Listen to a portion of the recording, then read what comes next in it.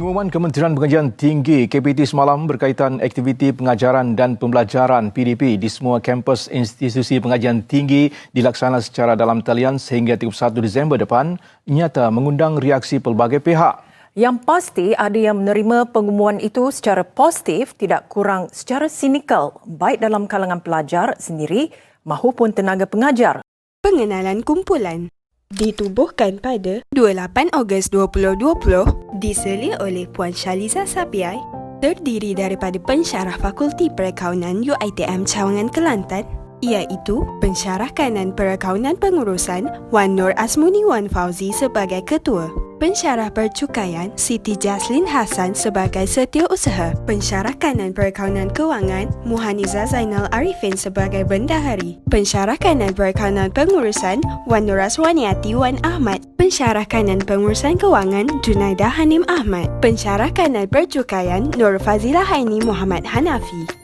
Latar belakang masalah pengisytiharan kerajaan melaksanakan Perintah Kawalan Pergerakan PKP bagi membendung penularan COVID-19 telah membataskan pergerakan dan aktiviti masyarakat termasuk seluruh warga sektor pengajian tinggi. Kaedah PNP secara maya dilaksanakan bagi memastikan silibus pengajaran dapat disampaikan dengan sebaik mungkin dan sesi pembelajaran tidak ditangguhkan. Namun, situasi tersebut telah mencetuskan perubahan drastik terhadap pengurusan dan pelaksanaan PNP di IPT. Perubahan secara tiba-tiba dari kelas bersemuka kepada kelas atas talian dan jarak jauh memerlukan para pensyarah menyediakan bahan PNP yang bersesuaian dengan kaedah baru dalam masa yang singkat. Kesan yang timbul, bahan digital PNP perlu disediakan dalam masa yang singkat justru cenderung ke arah penyediaan bahan yang tidak memenuhi kualiti PNP.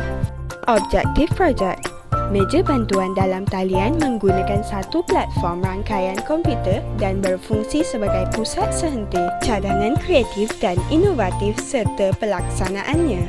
Pembangunan website, projek dibangunkan dalam bentuk website. Kata laluan diperlukan untuk keselamatan data. eSmart Accounting Website, mari kita mulakan.